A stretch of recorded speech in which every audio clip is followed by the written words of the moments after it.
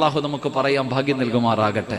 അപ്പൊ എണ്ണിക്കോ തവക്കൽതു അലല്ലാഹ്. ഇനി വണ്ടിയുടെ പുറകിൽ വെറുതെ എഴുതി വെക്കാനുള്ളതല്ല, കാക്കയ്ക്ക് കാഷ്ടിക്കാനുള്ളതല്ല. മാഷാ അല്ലാഹ് ചില വാചകങ്ങളുണ്ട്. മാഷാ അല്ലാഹ്, തബാറക്കല്ലാഹ്, പിന്നെന്താ ഹാദാ മിൻ ഫദ്ലി റബ്ബി, ഇൻഷാ അല്ലാഹ്. ഇതൊക്കെ വെറുതെ ഉള്ളതല്ല, ഇത് പറയണം. 7 വാചകങ്ങൾ ആര് കാണാതെ പഠിക്കുന്നുണ്ടോ അവൻ രക്ഷപ്പെടും. അല്ലാഹു രക്ഷപ്പെടുത്തുമാറാകട്ടെ. എത്ര വാചകങ്ങൾ? 7 വാചകങ്ങൾ കാണാതെ പഠിച്ചു വെക്കടോ. എത്രയോ പാട്ട് കാണാതെ പഠിച്ചു വെച്ചിട്ടുണ്ട് നീ ആവശ്യമില്ലാതെ. ഒരു പ്രയോജനവുമില്ലാത്ത എത്രയോ പാട്ടുകൾ കാണാതെ പഠിക്കുന്നു. കുട്ടികളൊക്കെ ഇത്രയും വലിയ പുസ്തകങ്ങൾ കാണാതിരുന്ന് പഠിക്കുക. എന്തിനാ മക്കളെ? 7 വാചകങ്ങൾ ഞാൻ പറഞ്ഞു തരാം. ഈ 7 വാചകം നീ പറഞ്ഞ നിന്റെ ദുനിയാവും നിന്റെ ആഖിറവും രക്ഷപ്പെടും. അല്ലാഹു രക്ഷപ്പെടുത്തുമാറാകട്ടെ. അല്ലാഹു രക്ഷപ്പെടുത്തുമാറാകട്ടെ. ഇപ്പൊ എന്റെ പ്രിയപ്പെട്ട സഹോദരങ്ങൾ, ആ 7 വാചകങ്ങളിൽ ഒരു വാചകമാണ് തവക്കൽതു അലല്ലാഹ്. ആ 7 വാചകങ്ങളിൽ ഒരു വാചകമാ തവക്കൽതു അലല്ലാഹ്. എന്റെ പ്രിയപ്പെട്ട സഹോദരങ്ങളെ, ഈ തവക്കൽതു അലല്ലാഹ് എന്ന് പറയുന്നവന് മനുഷ്യൻ അല്ലാഹു തരുന്ന പ്രതിഫലം എന്താ? അല്ലാഹു തരുന്ന പ്രതിഫലം എന്തെന്നറിയുമോ? മഹാനായ ആദരവായ പ്രവാചകൻ നബി മുഹമ്മദ് മുസ്തഫ സല്ലല്ലാഹു അലൈഹി വസല്ലമ തങ്ങൾ പരിശുദ്ധമായ ഖുർആനിന്റെ ആയത്തുകൾ എടുത്ത് വെച്ചിട്ടാ പറയുന്നത്. ഞാൻ വെറുതെ പറയുന്നതല്ല, അല്ലാഹുവിന്റെ ഖുർആനാ പറയുന്നത്. പ്രിയമുള്ളവരെ, പരിശുദ്ധമായ ഖുർആൻ എവിടെന്ന് പറയുന്ന തവക്കൽതു അലല്ലാഹ് എന്ന് പറയുന്ന മനുഷ്യന് കിട്ടുന്ന പ്രതിഫലം എന്താ? അല്ലാഹുവേ, പ്രവാചകൻ എവിടെന്ന് പറഞ്ഞു തരികയാണ്. 10 പ്രതിഫലമാണ് മുത്തുനബി എവിടെന്ന് പറഞ്ഞു തരുന്നത്. 10 എണ്ണവും പറയാമെന്ന് ഞാൻ വാക്കു പറയൂല. 11 മണിക്ക് നമ്മുടെ പരിപാടി അവസാനിപ്പിക്കേണ്ടതുണ്ട്.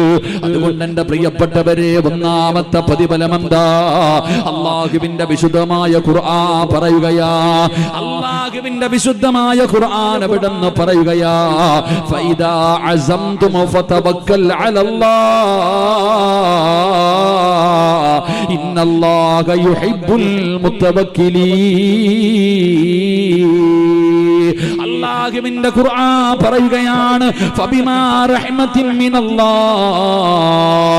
ആയത്തിന്റെ അവസാനം അല്ലാഹു സുബ്ഹാനഹു വ തആല പറഞ്ഞു തരികയാണ്. ഒന്നാമത്തെ പ്രതിഫലം എന്തെന്നറിയുമോ? ഫൈദാ അസംതും ഫതവക്കൽ അലല്ലാഹ് ഇന്നല്ലാഹ യുഹിബ്ബുൽ മുതവക്കിലീൻ. ഒന്നാമത്തെ പ്രതിഫലം എന്തെന്നറിയോ? അല്ലാഹു അവനെ ഇഷ്ടപ്പെടുന്നുണ്ട്. ഈ തവക്കൽതു അലല്ലാഹ് എന്ന് പറയുന്നവനുണ്ടല്ലോ, അവനെ ഇഷ്ടപ്പെടുന്നത് ആരെന്നറിയുമോ? ഇന്ത്യയുടെ പ്രധാനമന്ത്രി ഇഷ്ടപ്പെടുന്ന കഥയല്ല പറയുന്നത്.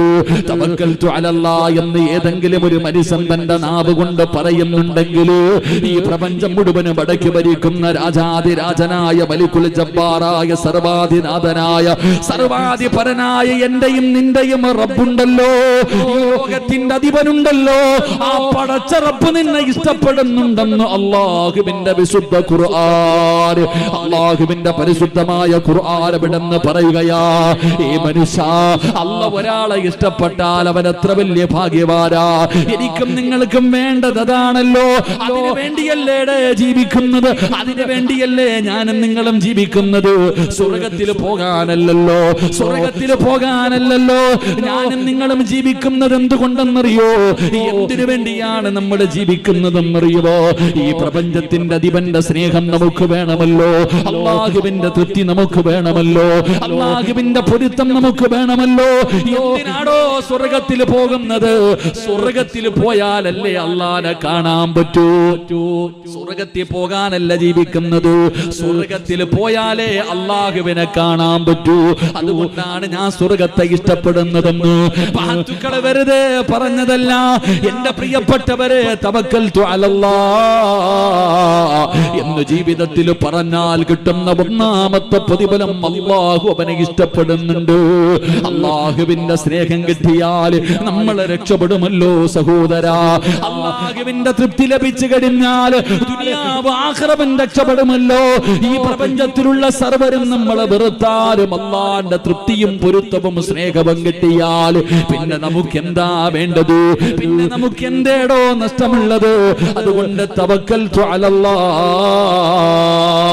ആ തവക്കൽതു അലല്ലാഹ് ഹൃദയത്തിലേക്ക് ഉറച്ചു കഴിഞ്ഞാൽ പടച്ച റബ്ബിന്റെ സ്നേഹം നമുക്ക് ലഭിക്കുകയാ. നമ്മൾ അല്ലാഹുവിനെ വല്ലാത്ത ഇഷ്ടമാ, അല്ലാഹുവിനെ നമ്മളെ വല്ലാത്ത ഇഷ്ടമാ. എന്റെ പ്രിയപ്പെട്ടവരെ, നമ്മൾ അല്ലാഹ് ആരാണെന്ന് പഠിക്കണം. നമ്മുടെ മക്കൾ അല്ലാഹു നന്നാക്കി തരുമാറാകട്ടെ. ഇതിന്റെയൊക്കെ കാരണം എന്തോ അടിസ്ഥാനപരമായ കാര്യം. ചില കാര്യങ്ങളുണ്ട്. ചിലരൊക്കെ വീട് വെച്ചിട്ട് അനുഭവിക്കുന്നു, ചിലര് ബിസിനസ് തുടങ്ങിയിട്ട് അനുഭവിക്കുന്നു, ചിലര് പെണ്ണ് കെട്ടിയിട്ട് അനുഭവിക്കുന്നു, ചിലര് വാഹനം എടുത്തിട്ട് അനുഭവിക്കുന്നു. ഇതിന്റെയൊക്കെ കാരണം എന്തെന്നറിയുമോ? ചെയ്യേണ്ട കാര്യങ്ങൾ നമ്മൾ ആദ്യം ചെയ്യുന്നില്ല. ഒരൊറ്റ ഉദാഹരണം പറഞ്ഞിട്ട് ഞാൻ എൻ്റെ വിഷയത്തിലേക്ക് കടക്കാം. അല്ലാഹു ഭാഗ്യം തരുമാറാകട്ടെ. ഒരു സാമ്പിൾ പറയാം. ഒരാൾ വീട് വെക്കാൻ തീരുമാനിച്ചു, അല്ലെങ്കിൽ ഒരാൾ കച്ചവടം തുടങ്ങാൻ തീരുമാനിച്ചു, ഒരാൾ വിവാഹം കഴിക്കാൻ തീരുമാനിച്ചു. ആദ്യം ചെയ്യേണ്ടത് എന്താ? കാക്കാമാരെ, ഞങ്ങളോടാ ചോദ്യം. ആദ്യം ചെയ്യേണ്ടത് എന്താ? ഒരാളൊരു പുതിയ ബിസിനസ് തുടങ്ങാൻ തീരുമാനിച്ചു കൊടുവള്ളിയിൽ. അവൻ ആദ്യം ചെയ്യേണ്ടത് എന്താ? സുബ്ഹാനല്ലാഹ്, പള്ളിക്കാട്ടിക്ക് സലാം പറഞ്ഞ പോലെ ഉണ്ടല്ലോ. ഒരു മനുഷ്യൻ ആദ്യം ചെയ്യേണ്ടത് എന്താ? മഹാനായ ആദരവായ പ്രവാചകൻ നബി മുഹമ്മദ് മുസ്തഫ സല്ലല്ലാഹു അലൈഹി വസല്ലമ തങ്ങളുടെ മുന്നിലേക്ക് ഒരു സ്വഹാബി കടന്നു വരികയാണ്.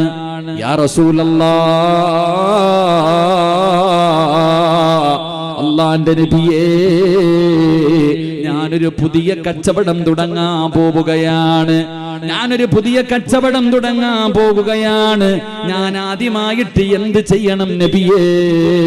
അല്ലാഹുവിന്റെ പ്രവാചകന്റെ മുന്നിലേക്ക് ഒരു ചെറുപ്പക്കാരനായ സ്വഹാബി കടന്നു വന്നുകൊണ്ട് ചോദിക്കുകയാ.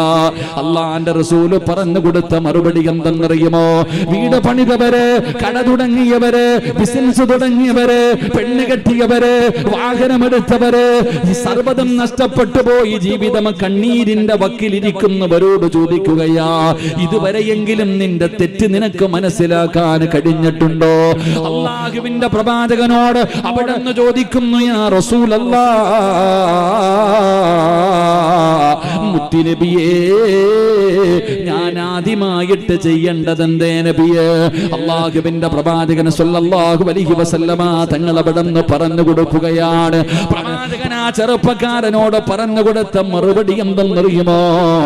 യാ സ്വഹാബാ, ഒന്നുപെടുത്തിട്ട് 2 റക്അത്ത് നിസ്കരിക്കുന്നേ. അല്ലാഹുവിന്റെ റസൂല് പറഞ്ഞു, ഇസ്തിഖാറയുടെ നമസ്കാരം നീ 2 റക്അത്ത് നിസ്കരിക്ക്.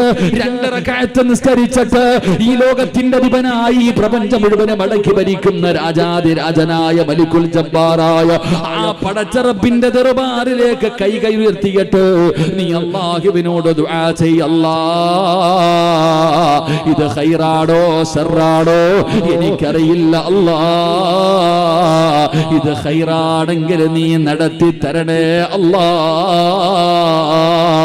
ഇത് ശർറാണെങ്കിൽ നീ തട്ടി മാറ്റി തരണേ. അല്ലാഹ്,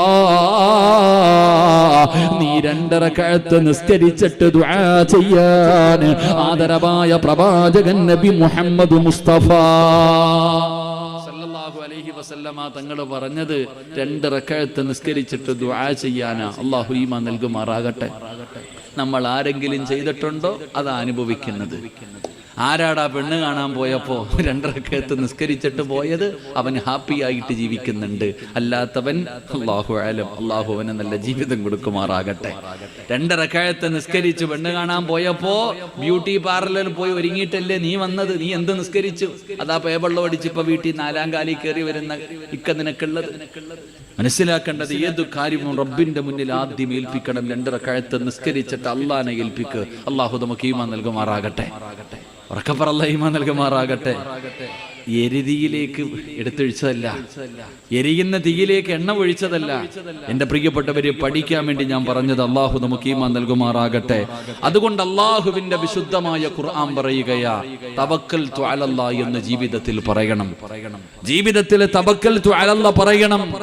എന്റെ പ്രിയപ്പെട്ടവരെ, അത് എല്ലാവർക്കും പറയാൻ കഴിയുന്ന ഒരു വാചകമല്ല. അത് എല്ലാവരുടെയും നാവിന്റെ തുമ്പിൽ വരില്ല. അത് എല്ലാവർക്കും പറയാൻ പറ്റുന്ന ഒരു വാചകമല്ല.